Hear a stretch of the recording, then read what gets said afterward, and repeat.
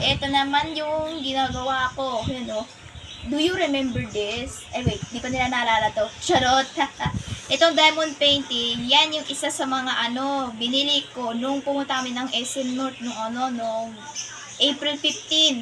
Isa to, din eh. Binili ko rin to, pero, din eh. Meron doon sa, isang store sa SM North. Sa pinaka-under niyan, lower ground floor, meron silang tinda nito kung saan lahat ito puro diamond painting, cross stitches, rugs, mats, even miniature doll houses pa. Ito binili ko lang to, 120 lang po to eh. Mura na. Yan yung pinaka-mura na nahanap ko. Tapos it comes with these parts, ito yung parang pantusok dyan sa kagaya yan. Yan.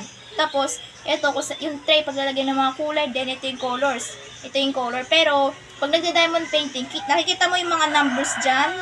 Ilalagay nyo dyan, ng corresponding number. Kagaya ito, number 3, brown. Ito sa buhok niya. Kung ano yung nakalagay number dyan, yan dapat. Kagaya ito, kulay. Brown, old rose. I'm not sure kung light yellow to. Green, dark brown, pink, white, tsaka orange. Pwede nyo rito ibili yan online. Mura din yan eh. Nakatatlong collection na po ako nito eh. Pangatlo na po to eh. Tapos, ngayon, tatapusin ko to. Isang layer na lang po to. So, ito na. That's all for today. Bye!